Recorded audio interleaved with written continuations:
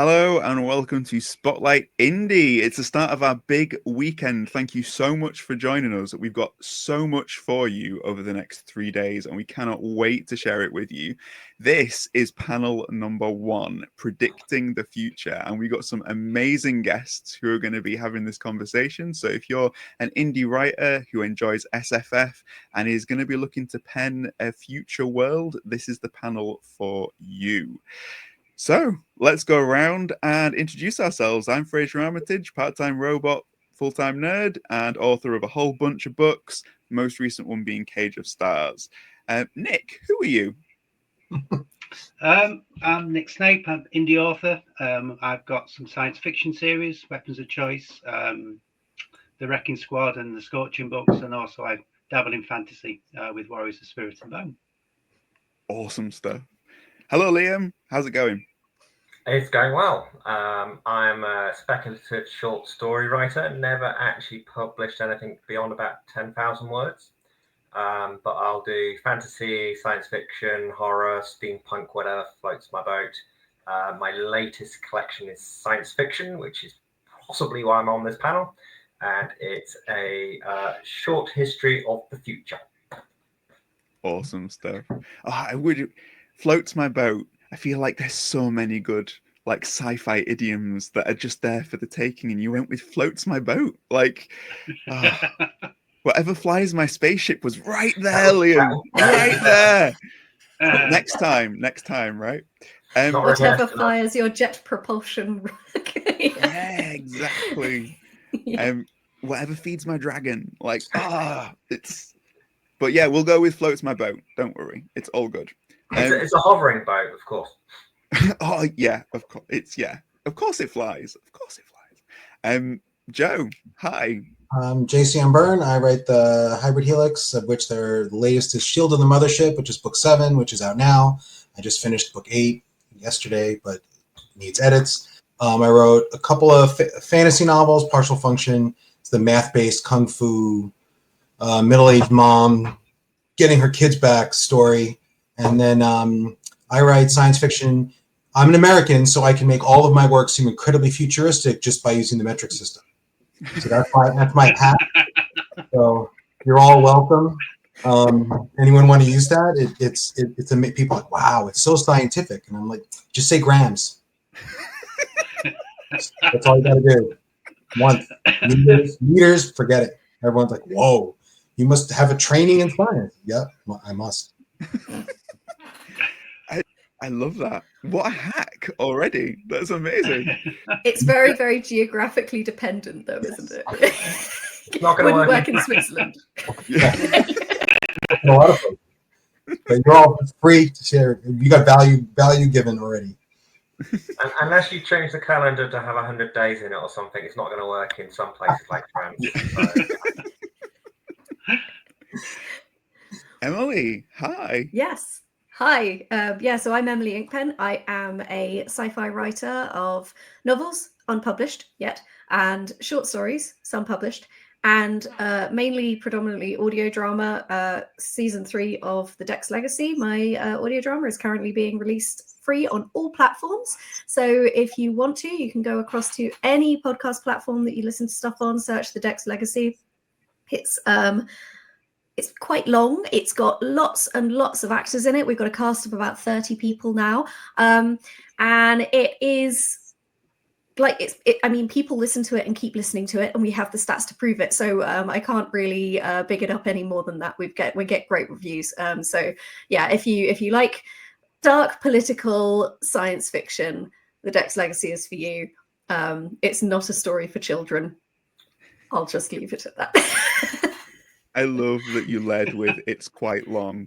That's amazing. Well, I have to say, like, when you say listen to something, it's like, okay, but how much listening? And it's like, okay, well, every episode is like 25 minutes. Every interlude is about 15 to 20, but you got to do the math and blah, blah, blah. It just gets, so my brain froze and I just came up with quite long.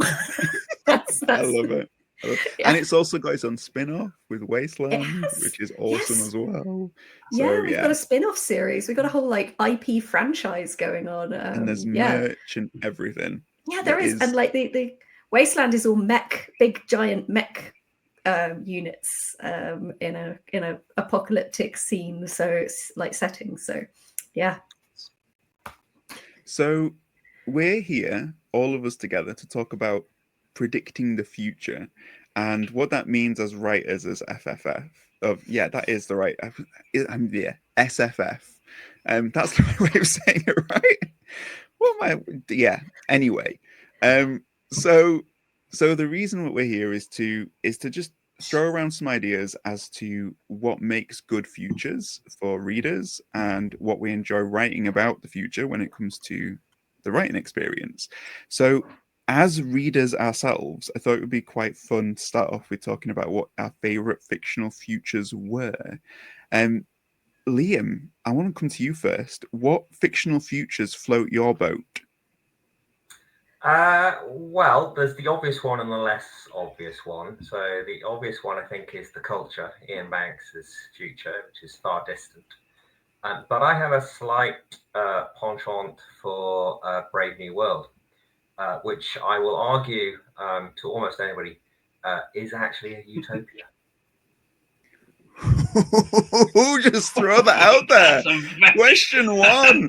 Brave New World's a utopia. Boom. I love it. Okay, pivot the whole panel immediately. I'll just start again and we'll lead with that. Yep. That's fine. One pause while I reread Brave New World, which I don't think I've read in 40 years. Just gonna like get the Spark Notes up just to refresh. Yeah. It's a tricky one, but there's only about one person that the future does not try to accommodate. And some of the accommodation is not very nice, and it's not a future I'd actually want to particularly live in. But everybody is kind of looked after in a way, and they're shaped for their particular future. And it's only the odd one out person who has a terrible time of it. Even the people who are like rebels get sent somewhere so they can rebel together. It's like quite cozy as a kind of if it was a dystopia, it would be a cozy one. So I'm kind of claiming purely on that basis, it's utopia for everybody, except the person who comes in from the outside. I think you're missing out by not calling it a cozy dystopia, because I feel like that's even more impactful than your initial hit. Like that's a new genre now. Now you can corner that market. It has been done. There's a whole cozy apocalypse is John Wyndham. Somebody basically said all his apocalypses seem to happen on the Isle of Wight, and it's so. I feel like a future where everyone still goes to the cinema for the latest movies is probably closer to a utopia than a dystopia. So I will give you that, Liam.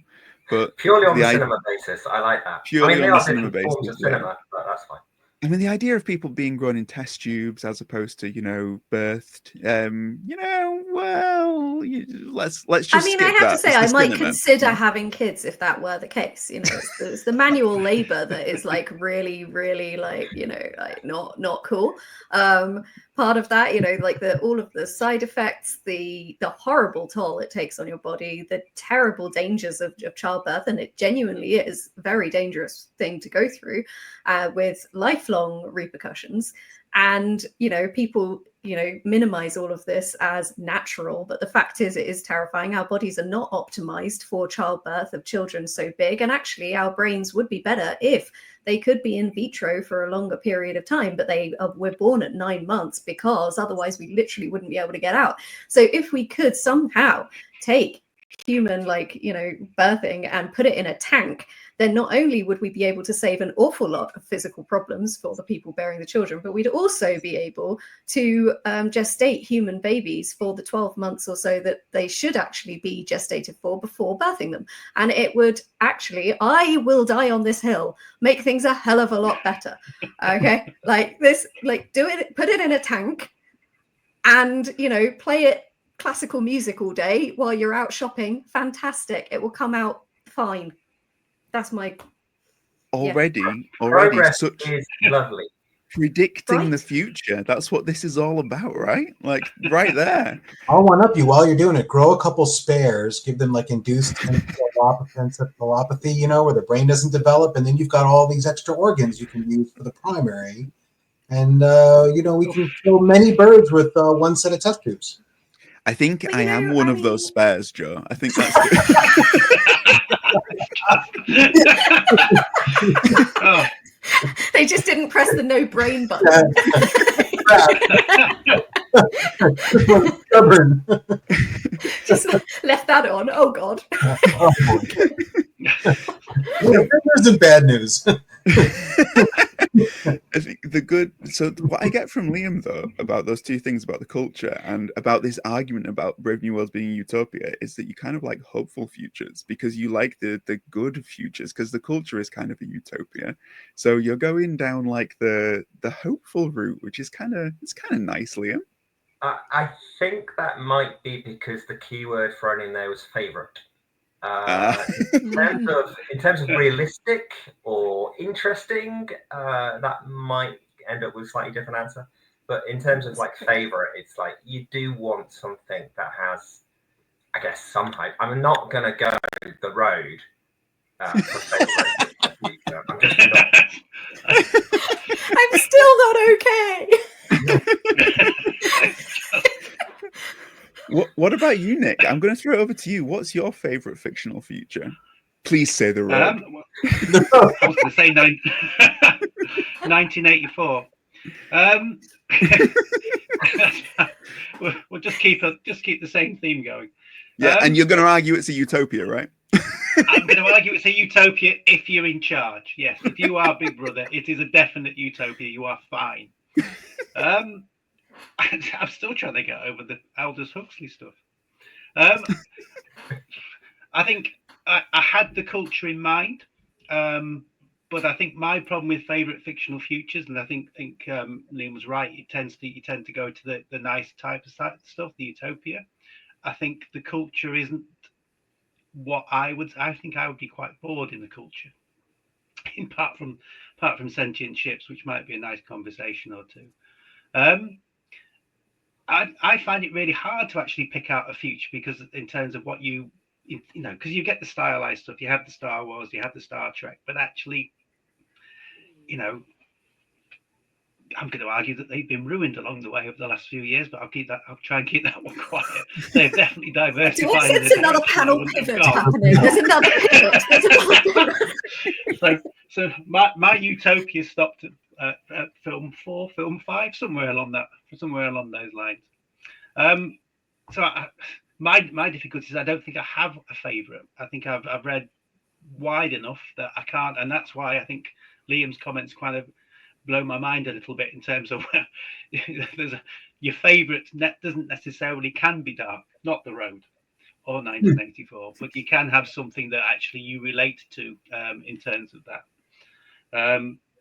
So I'm desperately trying to think of the one. So the formation that God, I can't remember. I couldn't even come up with the proper title. The work of Alistair Reynolds.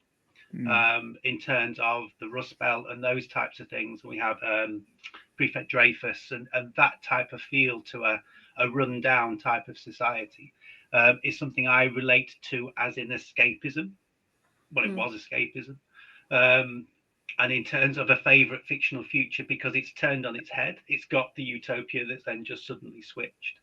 And I find how that was done, for me, fascinating. So it kind of like drew in that favoritism from it.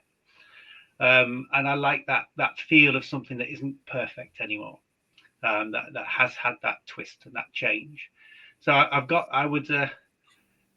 in a way, we all come back to the culture, we all come back to Star Wars, we all come back to Star Trek in many ways, but actually they're not my ideals, they're not my favorite, they're too clean, and I prefer something grittier, something darker from that point of view. Interesting. Yeah, I like it, Nick. Yeah. I'm going to throw it over to Joe before I come to Emily, because I have the feeling that Emily's spotted something on her shelf and is like super excited. So I'm gonna throw it to Joe. So Joe, do you have a favorite? I'm gonna call an ambiguous question, because do you mean my favorite in which to tell stories, or my favorite in which, if I had to be transported into a world, that's where I'd want to live?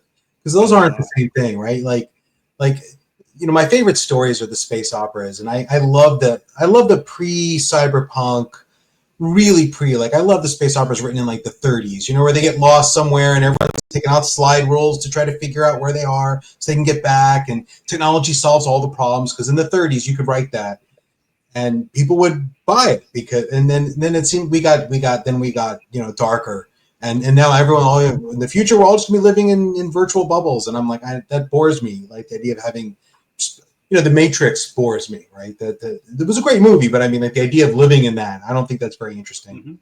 Mm-hmm. To tell stories in, I've got to go with the really fantastical ones, like Deathstalker series or something, because I grew up on Star Wars and I love that stuff. But it's not very realistic, but it makes for fun stories when utterly fantastical things can happen, and there are starships, and having them both in one place, I always love that. Yeah, I like it. Emily. Yes. Desperately sort of looking around, okay, so I'm actually so I like the idea of the Star Trek universe, where it's all very aspirational, and and everybody's sort of going into things for the right reasons and everything, and I love that, but I find it quite difficult to swallow. I am a dark political writer, and it's books where things are just too good to be true, or like, well, they take, I find it quite difficult to get on board with. I see problems with it. So actually the universe that I really enjoy is the Expanse universe, because everybody in it is so screwed and they're screwed enough that it is believable, and it's only getting worse, and the mysteries are all there as well. So not only have you got this beautiful sort of complicated political scene and wars and all the rest of it, you've also got the wonders of the galaxy also happening, but then how those wonders impact everybody politically and economically at the same time. And it's so interesting. It's like, oh yeah, how can we take this amazing, wonderful, awe-inspiring thing and attach it to who's going to get the resources, which is so human and so depressing, and also makes space for quite a nicely controlled, like they say that good creativity happens in a tight space, and as soon as you attach capitalism to anything, instantly the space is reduced to what is economically possible. And I actually find that quite interesting. And yeah, I could have put money on the fact you were going to say The Expanse. No it was way! Like, yeah, Emily's told me to watch that series so many times, and it's like, yeah, yep. It's yeah. The Expanse is the best way to explain to someone the difference between hard and soft science fiction, because it puts them both in one place.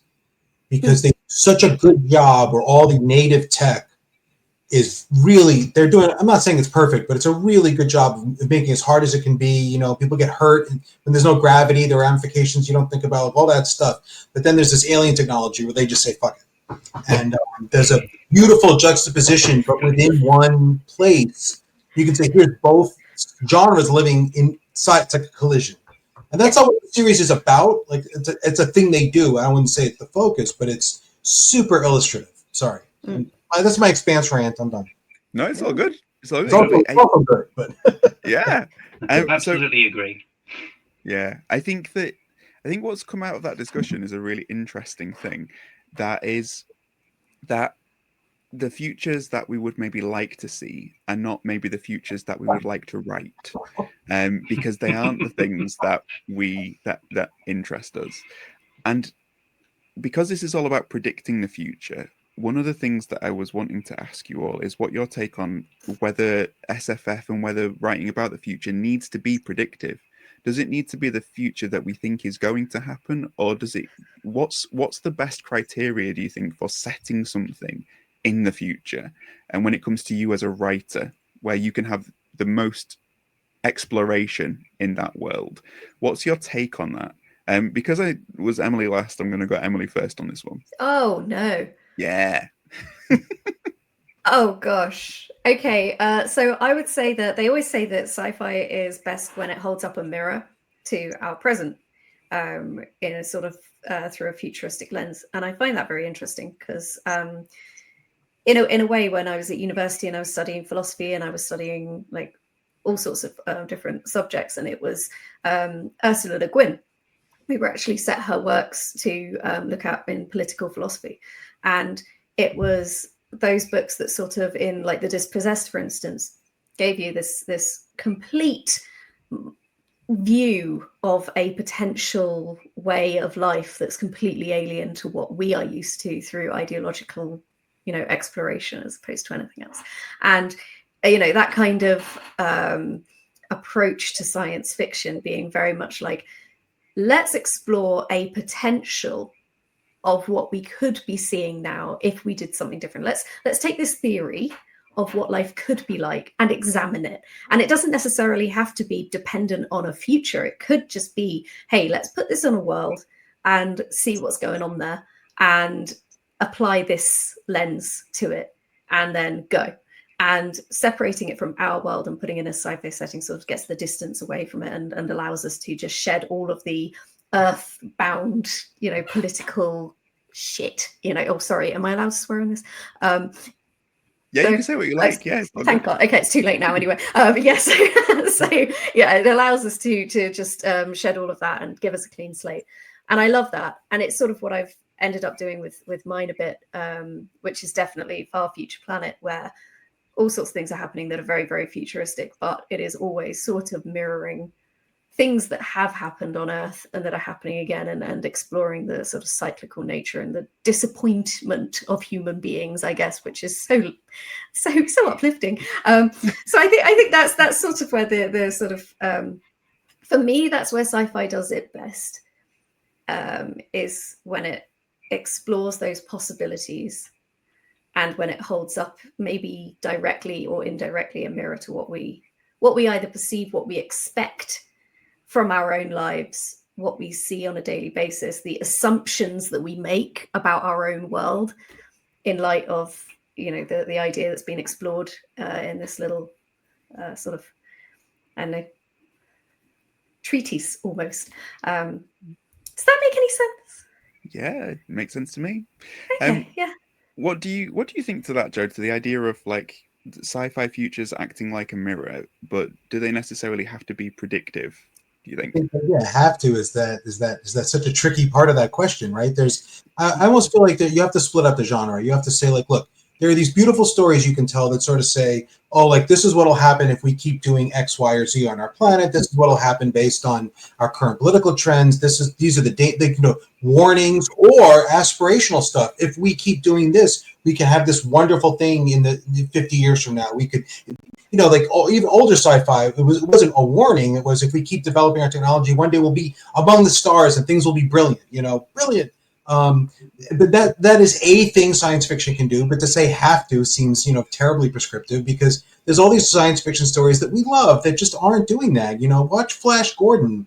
That wasn't exploring the ramifications of I don't know, whatever was new when Flash Gordon was made. Burning coal. I don't know. Like it was about adventure and like getting you excited and like it could like Star Wars isn't even about the future. It's the distant past, and there's magic. And Star Trek is a little aspirational in a way, but even Star Trek also folds in all this stuff that makes no sense. Like Q makes no sense, right? This warp drives make no sense. But why do we have warp drive? Like why is faster than light travel such a staple in science fiction? It's not because it's trying to be predictive, because that's BS. No one really who knows anything really thinks we're going to have warp drives ever, right? Like, I hope we do, but probably not, right? But because it makes it fun. And I think there's nothing wrong with writing. I mean, I write, I write superhero stories, right? Like Superman wasn't written to be predictive, right? Whoever, I forget the guy's names, Siegel and something, they didn't, I think an alien's going to come and like, he's going to really take up the rights of the oppressed man. You know, I bet any day now, like when's that guy? That wasn't predictive. It was like this idea. What if there was a guy who had incredible power and he was on our side, right? Because if you're a guy living in that, or a person living in that era, you saw someone with incredible power, they weren't on your side, right? They were on their side. So that was a beautiful thing, and it was just bring joy to people. I mean, that's what I write. So I'm going to have to say, no, it doesn't have to be, but there's beautiful things to explore by being predictive, and you can do some wonderful stories if that's your shtick. This just doesn't have to be the shtick. Yeah, that's awesome. And what about you, Nick? I've explored quite a few different things in terms of the future, in terms of how I approach things. So, ignoring the military sci-fi that I wrote at the beginning, which kind of like evolved into a more of a exploration of people, and the effects they have. I think I see the way sci-fi can be done is that humans basically push boundaries. It's what we do. We just can't help ourselves, whether it's individually or collectively. We push a boundary. We're very tangential. We go off in different directions, different patterns of thought. So you could argue that sci-fi can be infinite. It can go all the way from Joe's superheroes and that adventure and that excitement, which we need. We need that as readers, as people. We need that light in all the dark that we face every day, and that we also read every day to go against it. But also, I think we need in all of that things that are a bit more of exploration of maybe the darker side of people and how people act and how they are. And so I think in terms of sci-fi, you can make it very, very human, or you can make it very adventurous. And it's that pattern, that choice that you make along the way. So it sounds very personal, but from that point of view, that's what I've done. I've gone in separate directions to explore my own writing, my own interest in terms of what I wanted to do. At the same time, maybe exploring things that are very futuristic, very much similar to The Expanse in terms of the science and technology, but then comparing it against to, a fourth dimensional race and how they act and how completely different that is and how people would react to it. But at the same time, juxtaposing that next to a group of people that have known each other for a very long time and how their emotional interactions are patterning and going around and how that all fluid goes around it. And then that's slap bang in the middle of a shoot 'em up. So it's possible to put all these strands in different places, in different boxes. Or you can go off and write a literary sci-fi, which gets to where your mind, expanding your thought, playing with time, which I think is something that I think Trace, you like to do. There's all those bases that you can go. So it's almost to me as if you choose to go with the human side of it and how we are as people and how we push boundaries both individually or as groups, or you go down the adventurous route. And then there's those people like me, I suppose, that grey it in the middle and try and put all those things together. But I think it's accepting from a very much a personal point of view that everything from the short story to the long form, to the long series, to the individual basis, to the literary, to the pure adventure of Flash Gordon. I grew up on the 30s and 50s serials. Saturday morning in England was basically black and white for me. I think it's all those things build people, build thought, build process, build stories. And I think I've gone off on seven different tangents in the answer. I loved it, Nick. Thank you for the promo. Right. Yeah, and if anybody likes Nick's answer and wants to go buy some books of play around with time in the future, then you know where to get them. So thanks for that, Nick. Liam, let's come to you last on this one. Have to be no. A lot is kind of predictive. I mean, science fiction tends to be set in the future, but even the authors aren't expecting that to be correct. And I don't think it invalidates Flash Gordon to have slide rules or throw another uranium log on the reactor. I think what it has to do, it has to imagine a future, it has to imagine an alternative, because that's what it's doing. But ultimately, all it has to be is entertaining. Otherwise, nobody's going to read it. And as long as it's entertaining, and that can be for a huge multitude of reasons, whether it's dark and depressing or uplifting and whatever, whether it's mundane or fantastical. Each of those sets its own parameters and runs off of it, and as long as it's entertaining, people will buy it and read it. Next time I go for a number 2, I'm so saying I'm going to throw a uranium log on the reactor. That is honestly like...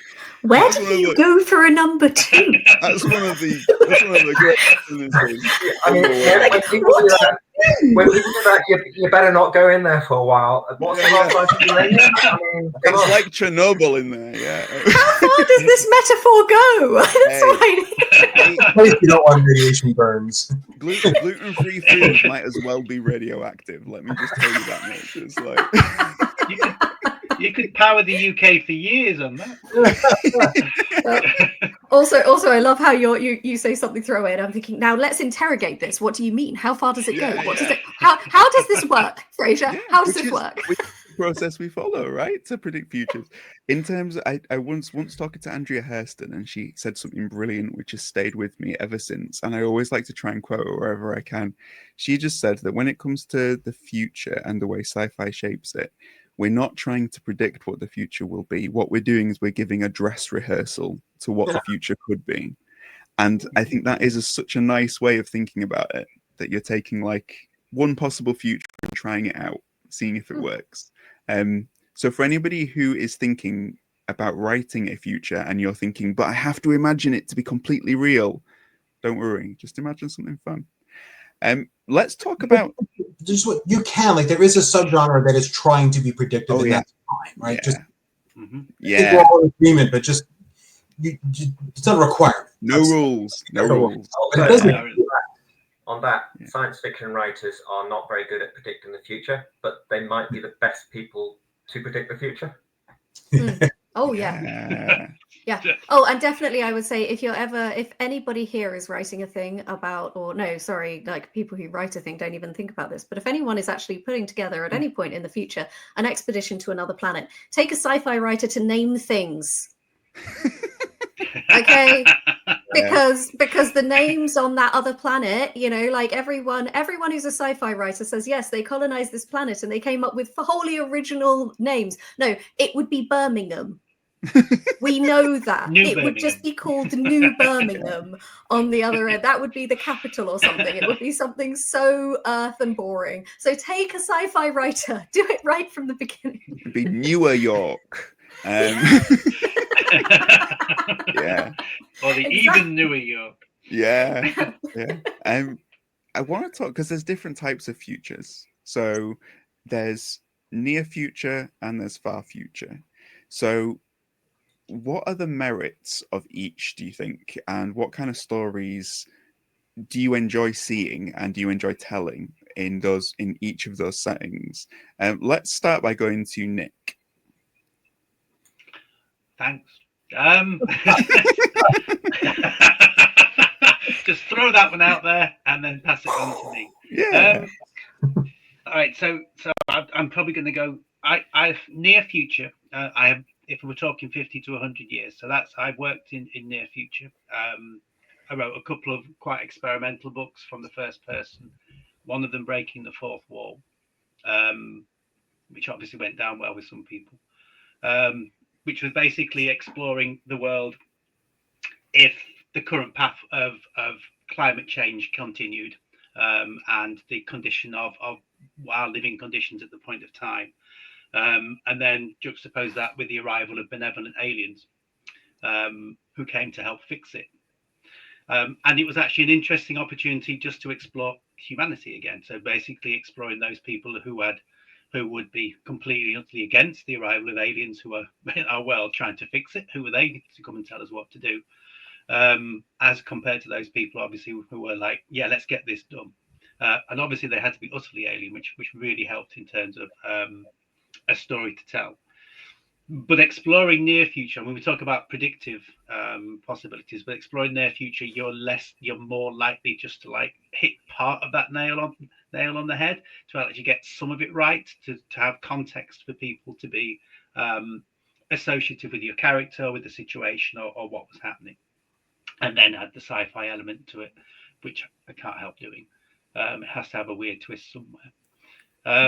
And I found that quite cathartic for me, but also I think the people who helped me with research were very much into where we will be because of the rapid pace of change, all this type of thing. And we actually had quite a lot of time exploring the possibilities. Didn't pay a huge amount of time in the story, but tried to give a bit of reality to the situation they're in. And I enjoy personally writing that, but it's hard work. Whereas when you go for the far future, I can do what I like. I can choose to have gravity on ships if I so wish, and I can choose not to. I can go whichever way where you want to go. And the far futures can be quite fun from that point of view. I'm not of the thought process like Star Trek, probably the culture where we're going to evolve into a utopia. I've already said I think humanity is evolving, and I think Emily mentioned it earlier, will be based on a very selfish capitalist basis. We struggle to get on. Is that ever going to change? And so those are the type of situations where you've got far from the future, far from technology, but the people haven't actually evolved that much further on from where we are now, and how that would be. So I think it's personally, for my exploration, those two things have been quite interesting to explore, and as a writer to be able to have to that point where you've got to be technologically very correct and not, and actually just where's my imagination going to take me. In terms of a reader, I don't really mind where I am in terms of time. It's the story that will always hook me in. It will be the structure of the characters, the plot, the development of the situation. So it can be at any point from that point of view. Yeah, that rocks. Really good points there, Nick. What about you, Emily? Near future, far future. Which camp are you in, and why? Okay, so I would say a caution to anyone who wants to write near future, in that if you are writing a dystopia and you think, oh, I'm going to show people how bad it can get in the next 50 to 100 years, make sure that you do really, really bad, because at the moment, the rate of decline is so fast that by the time you finish the book, it's going to look like, kindergarten.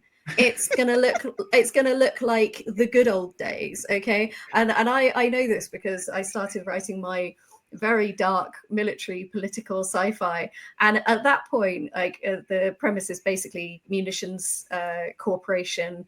The guy who runs it moves his company to an island, declares it an independent nation, himself president and of this independent nation, and starts just doing whatever he wants on this island, and and everything. And when I wrote that, I thought, well, this is quite cynical. Yeah, president. So I would caution people when it comes to predicting near future, because real life might overtake you before you've got as far as finishing it. So I think you have to be quite careful about that if you are really wanting it to be like the future. I don't want to spiral on about how dark the world is right now, but oh boy, if you go far future, you've got a lot more freedom. My thing still stands because it's far future.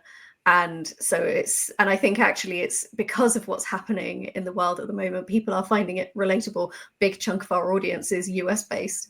And I think they find it kind of cathartic to listen to it and to, find out about these characters who are, horribly flawed and all the rest of it, have a lot of fun there. So yeah, distant future, I think, is safer from that point of view, if you're going to do that kind of exploration. And I would say in terms of a reader, the only thing that really matters to me is good characters. And if you're going to go for tropes, do them well.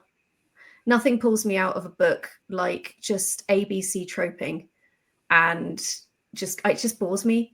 And then I just switch off because I'm like, well, okay, you're just ticking the boxes now, and I'm not here for it.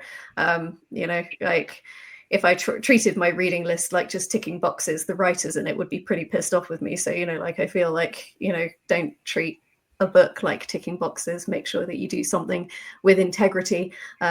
And that includes use of tropes and all the rest of it. So yeah, good characters, good tropes. Don't care when or how it's written, as long as it's believable and as long as the characters are fantastic. Yeah. Awesome. I'm going to come back to tropes if I have time. Okay.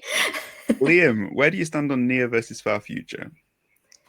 So I can't remember who said this, but it was definitely a few years ago that the science fiction writer was basically saying that the middle ground is really tricky. We can predict the near future, and we can play around and invent anything we want with the far future, but anything beyond about 150 years, we really don't know what to expect. And that's very tricky. Now, as a short story writer, I can't afford to do too much world building. So a lot of my stories are a relatively simple what if near future. With the occasional, I'll steal somebody else's universe to play with for the far future. It's kind of recognizable. It's the things you expect from Star Trek or Star Wars or whatever, but then I'll do something new with it.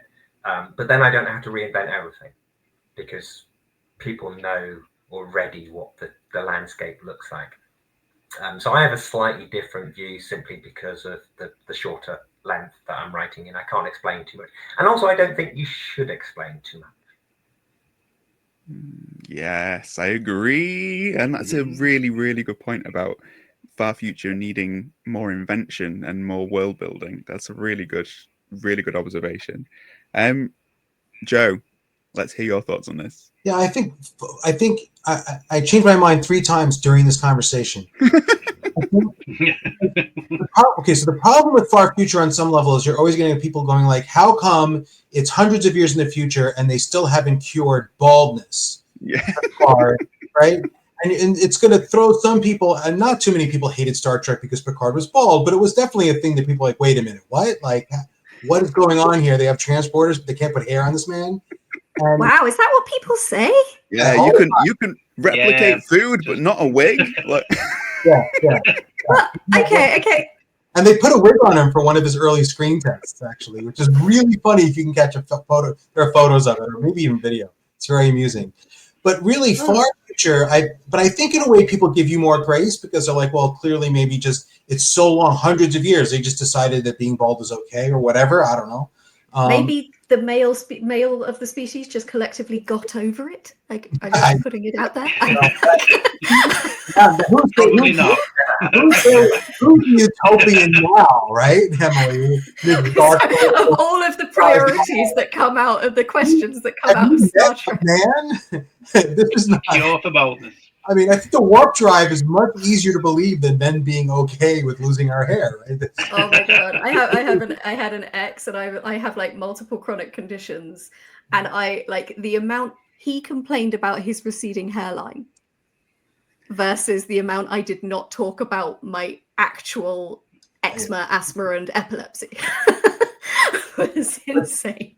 But far future might as well be a secondary world because you look at something like Dune, and almost like people read Dune, and I don't think it's that they think Dune is realistic as much as they sort of go, "Oh, we're so far in the future that I am meant to not really think about this in a linear way. How did they get there from here? Because it's so far away." And you read Dune, and you kind of do or you hate Dune, which is fine, right? But then you don't read Dune. And I think all these far futures they sort of do that, and it's a secondary world. And that's fine, right? That's great. But and then if you're the closer you are, and I think I have to agree with Liam, that middle ground is where your thoughts about what's going to happen in 100 years. I think a lot of people have these presuppositions. Some of ours are better than others, but I think you're going to run into the bigger problems where someone's going to be like, 100 years, they haven't figured out cancer like that. And you might be a cancer researcher going, no, cancer is really complicated. We're not going to get there in 100 years. Maybe but a layperson would be like, no, that's just dumb, and you're going to have the people. You know what? You don't want to throw people out of the story because that's the one thing. Someone puts down the book. Liam said it has to be entertaining, but it also has to not break them, where they just go, "I'm throwing this away because this thing just tore me out of the story." So I think you got to treat far future. It's not predictive anymore because none of us can really say 1,000 years from now, assuming society doesn't collapse, what's a tech going to look like? I don't think we can even imagine. I don't think we could even imagine it. Imagine someone from 100 years ago trying to think about the internet. It's impossible. So 1,000 years at the rate of progress. No. So yeah. So I think they're just different. You're writing different kinds of stories to different people. But I think if you're trying to be predictive, you've got to stick really, really near term. Otherwise, you're gonna make too many people angry to sell your book. Yeah. Having said that, though, John, there's a really good H.G. Wells book called, is it The Sleeper Awake? Something like Sleeper that. Awake. 200 years for the Sleeper Awakes. And and in it, the character pulls a book from a shelf and opens it up and sees characters interacting with each other as if it was like a holographic. And it's like, how do you get that like in 1900? Like that's insane. But but then it's that other thing, isn't there? Because we're writing futuristic things, the future sometimes shapes itself around what has been written. Because they talk about it with Star Trek with tablets, don't they? And like the data pads that they have, and now we have them that are better than what they have in Star Trek. It's like sometimes there's that little crossover, but like you say, like figuring out what's going to work. I don't think for a minute Mr. HG was sitting there going, aren't I clever for figuring this out? I think he was just like, well, wouldn't this be cool? And it just happened. But yeah, crazy. Right, tropes. Let's move on to tropes. Emily, we already know that yours is baldness. Mine is what? Baldness. We already know that. Yeah. But what tropes do you enjoy about the future, and what tropes would you like to see an end to? And Joe, I'm going to throw it to you first. You can take either or you can take both. I'm a curmudgeon, so I'm going to say I'll start with the trope that I love. I love faster than light travel because I find the idea of the stories without them they're fine, but you don't get really good space opera without FTL. Like you want that adventure that you got to go there and you got to come back, and yeah, you can come back in 1,000 years have passed, but that's not fun. I mean, that's interesting, but it's not fun. So I'm going to go with FTL as a trope that we should all embrace one way or another. I don't care I don't care if you're sacrificing sheep in the engine room to, I think that's actually underutilized. The demonic warp drive, where you're making a pact with Cthulhu to get yourself from star system to star system. And then you got a ranch on board so you can fuel your engine bay. Like that needs to be done. But somehow you've got to get around. I don't like, I said this before, I don't like the, we're all just plugged into a virtual world and that's where all, because I feel like it's almost like the multiverse. Like you just lose, nothing matters anymore because, your friend breaks up with you, you just plug in a chat bot that acts just like your girlfriend and then stays with you and loves you forever. And it's like, I don't know. I always find those stories annoying. I just love the idea of like a space shepherd, this like typical Yorkshire guy going like, come by, hi, that'll do. And then like, Scotty, you need more power. Scotty, you need more power. And then Scotty's there with the knife and the rabbit is like, I can't do it. There, we haven't got the sheep. What's going on? Like, yeah, you just see one engineer going like, I've got an upgrade with like chainsaw, like. I'm just thinking like the term horsepower is gonna make a comeback in this universe. No. Yeah, 100% correct, Joe, on all counts. I love it. Liam, what about tropes for you? I mean, the mundane stuff isn't always as much fun to write. So I love a bit of time travel. FTL but my favorite FTL drive is the one I invented called the 7 light year boots. So it's effectively a fantasy element, but done in sci-fi. It takes you 7 light years in one go, and then and triangulation gets very tricky with 7 light year boots. Other than that, I suppose the one I don't like so much are the AI intelligence going to decide that humans are a threat and destroy them. I think if it did, it would probably manage to convince us to do it to ourselves, because that's the current trend in the LLMs. It would just talk us down from the whole thing, and that'll be the end of humanity. So yeah, it's just not worth doing. Just doesn't want the drama. It's like I like it. Yeah, it's watched the Kardashians and it's gone no.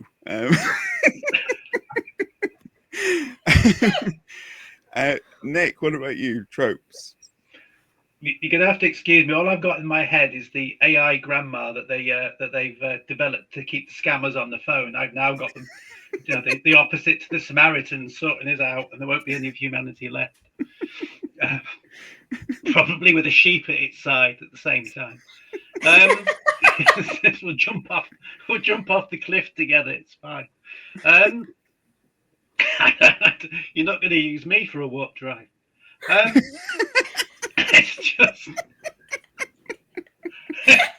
I feel like this is going in a very Douglas Adams direction, and I just like someone's got to bring up a bowl of petunias, right? Like, No, we need bar factor 4.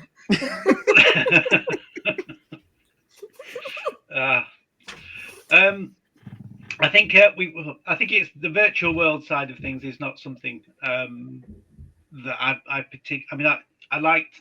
Just trying to go back because I can never within the mentioned Alistair Reynolds, the Dreyfus world, where they had beta copies of people, and obviously they were imperfect. And the fact that those copies couldn't be perfect, and they were reliving their lives and within the virtual world that we only dipped into and had conversation and saw. And I quite like the idea that it was imperfect, that they weren't the actual copies couldn't be, it weren't in utopia. But no, the virtual world idea of experiencing it because and it's that inner voice, isn't it? We're looking inside humanity by looking inside the AI and what we would like it to be, or whatever structure or form we have. Probably because we haven't got enough sheep to drive the FTLs to go actually out into the stars for in reality. But I think that we end up exploring stories that you can explore anyway. The science fiction side of it has disappeared because actually within a virtual world anything can happen. It becomes a fantasy in many ways rather than a science fiction type world. On the boring tropes or the tropes you find in any books, enemies to lovers drives me absolutely bonkers. I don't need to read the book. You've already told me what happens within the first chapter. I already know what's going to happen in the last chapter. I don't need to read that book. Put that to the side. There you go. That's me shot. Enemies to lovers. There is that moment though in Rings of Power where Sauron, who is so pretty, does make that offer to Galadriel, who is also so pretty, and part of you is thinking, yeah, go for it. Yeah, just do it. Go on. and then we had orcs. Yeah. No. No. Okay. I feel like there's some really, it's a good mixed bunch for like tropes so far, but I'm ending it on you, Emily. You go for it. What tropes, what are the good ones and what are the bad ones for you? Okay, so good one. I mean, I like FTL. It just opens up possibilities. I quite like generation ships. They're good. They're not explored enough, I don't think. I don't think people know what to do with them. It would be sort of very submarine in space and a little bit claustrophobic. And I think nobody knows what that would look like on a generational level. And I think a lot of people just find it maybe a bit too claustrophobic to write, but I think it needs to be explored more. I'm waiting for Adrian Tchaikovsky to do this in a big way because I think he is going to. Like we've had a few chats, so I'm just waiting for that book. I'm sure it's coming. It's going to be massive. So yeah, one of the other ones, the ones that I don't like, I've got a few that I don't like. One is laser guns that don't shoot holes in everything in the direction that they're shooting. Okay, you've got a laser goes through everything. All right, it does not stop at Stormtrooper number 23. Okay, it goes through Stormtrooper number 23, through the hull of the ship, all the way out, and you're screwed. So yeah, that just annoys me. It just annoys me. Okay, like, you know, come up with a different way, maybe like a targeted pulse or some kind of disruption, not a laser. Like that is so absolute. The other one would be fembots. Fembots can die a death. Like I am so bored of sexualized fembots. and women like fembots getting like revenge on men. It's just like why can't like make men make man bots? I don't know, do something else, anything else but fembots. Okay, anything else. They've been done to death and we get it. They're not subtle. Okay, we get that. We get what they're about. Uni planets like Dune. It's a desert planet. It's an ice planet.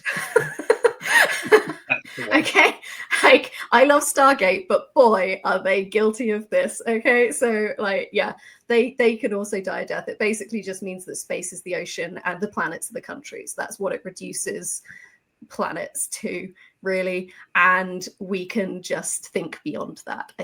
I find it quite lazy. So yeah. Emily, someone I heard yesterday gave an incredible description of those planets. Like it was something about the quarry set planet, where every planet was like, from the old Star Trek, where it was all set in this one particular quarry where they would film it all, so everything looked like the quarry, right? Like, I just love great for budget as the source of the problem, but it just in a way it was. Yeah, exactly. Yeah, they just take like 3 steps beyond the Stargate and go, oh, okay, we know what's going on here. Emily's ideal story is a generational ship that lands on a very diverse planet. They line up all the fembots and shoot all of them with a laser all the way through. That's basically Emily's perfect sci-fi future. Right? Sold. Adrian, if you're listening, that's the book that Emily wants you to write. And I feel like, for me, I just want to throw in one more trope that I would like to see an end to, and that is humans good, aliens bad. I would like to see an end to that trope and just have life be life and just us enjoy it. Like that would be nice, right? And I know that there's a place for those kinds of stories, but yeah, do something different. No, aliens can still be dicks. Yeah. But because they're dicks, not because they're aliens. Yeah. Like, have a whole bunch of aliens who are very diverse. One of them can be an asshole. Yeah. So like that's what one of them can be. That's their entire race. It's just one. That's their entire etymology, their entire anatomy. That's what they are. They are. Okay, now we're back on like. Okay. They're gonna go stick a uranium log. Let's not go there. I managed not to say it, and I'm quite proud of myself. That's been a really good conversation, guys. Thank you so much. I think that for anybody who's thinking of writing sci-fi, for anyone who's getting into the indie scene, there's a lot to digest there. I think the main things are that you want to be careful about what kind of future that you choose to write in, because each of it has its pros, each of it has its cons, and you got to understand the pros and cons before you choose to set a story, maybe, so that you don't end up going the wrong route from the offset. The other thing that's important is that you don't have to write a predictive future, even though you may want to. It doesn't necessarily have to be the rule. And that when it comes to the kinds of futures that you want to write in, think about the kind of future where you'll be able to explore the furthest, as opposed to the kinds of futures where you are, you're just doing it for the sake of it. So don't get sucked into the tropes. Think about how you can explore. I think, would everybody agree those are like the big takeaway points for anyone who's like listening into this, who's thinking of getting into it? Would anybody want to like throw another one in that I've missed? For me, as I said, you don't need to explain everything. So you don't need to explain the science that you're using. But what you do have to do, absolutely, is think through the consequences of that science. You need to, you can't just stop at we have this gadget. You've got to think, well, how many fembots does it shoot through? Always be thinking both of those things are now becoming measures of. And cheap. 20. Don't You're stop. saying the fembot will be a unit of measure for penetration. Is that what you're saying? Yeah. I'm not sure that's where we want to end this. I feel like someone should write Fembot 23 from the perspective of the Fembot who survives and can't understand why. I feel that would be it was a laser. It should have got me too. I feel She had a that would be mirror in cool. her hair for aesthetic purposes, and laser just Yeah. Just Yeah. wearing one of those mini dresses made out of mirrors, and that's like armor now. Yeah. laser me. Good So, advice for us all. So Everybody's walking around like a glitter ball, and it's not for the funk. So thank you everybody for joining us. Thank you to all of the authors here who shared their insights. It's been such a great start to the Indie Big Weekend. So we hope that you stick around for our next panel, which will be in about an hour's time. For everybody here, if you've enjoyed listening to our authors and you want to find out more about them, let's just quickly run through all of their socials and so where you can find them, find out more about them. Nick, where can people find you? I'm at nicksnape.com, Amazon as well. It's the best places to find me. I'm on all the socials somewhere under some form of Snape and Nick. Amazing. I love it. Liam? My collection of short stories is out from Northodox Press, a short history of the future, and I blog everything I write link to via Happy Ending Not Guaranteed. Amazing. Joe? my website, jcmberne.com. My book was. Want to read my book? Start with Wistful Ascending, which is on Amazon and everywhere else books are sold, as long as they are also Amazon. And I'm on Twitter. You should follow me on Twitter because I'm trying to keep Twitter fun and alive, and I'm one of the dying few there at Joe Berne 1. And I had a great time today tweeting about how I keep messaging new author friends and ask them about their author journey, and they insta-block me, and I don't know why. The comment stream has been hilarious. As people are like, you sound like a marketer when you say that. I'm like, yes, that was the joke. Like, every time I write a tweet that goes viral, it's one of those where I just seem like a complete idiot. So I'm like, okay, this is life. That's how you get viral. That's how you get viral. Yeah. It's just it's my destiny. I'm okay. And all 2,000 comments are variations of 3 things, always on the viral quote or viral posts. Yep. Can confirm Joe is a great follow on all social media. Emily, where can people find you? Oh, I'm easy. I work in marketing, so my SEO is superb. Emily Inkpen everywhere and all the socials. I've got the same profile picture, so once you find me, I'm the same everywhere, so you know who you're looking for. I've also got a website, emilyinkpen.com. You can find the Dex Legacy, which is my baby, on every single podcast platform. And just search the Dex Legacy. Wasteland is the spin-off. Search Wasteland Dex Legacy story. If you search the Dex Legacy, it will probably come up because it's in both titles. I do have books actually. I do have the scripts and commentary books for both seasons 1 and 2. So if you are interested in making audio drama, the subtitle to this one, which is not on the cover, is How Not to Make an Audio Drama. And the subtitle to this one, which is not on the cover, is How to Make an Audio Drama. So if you want both sides of the story and all of the warts and all details, plus a load of insight, get onto Amazon. You can get that. You can also get the direct links through my website. Just go there. It's got everything on it. And yeah, that's me.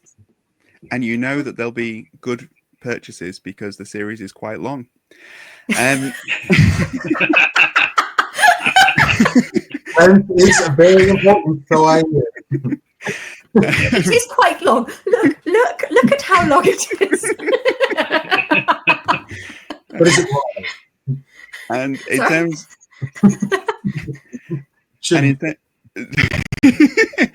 and in terms of Spotlight Indie, you can find us at the website spotlightindie.co.uk. You can find us at Spotlight Indie on all the socials. Tune in here in about an hour for the next panel and enjoy the rest of the Spotlight Indie Big Weekend. And thank you to everybody. We'll see you next time. Thank you. Cheers.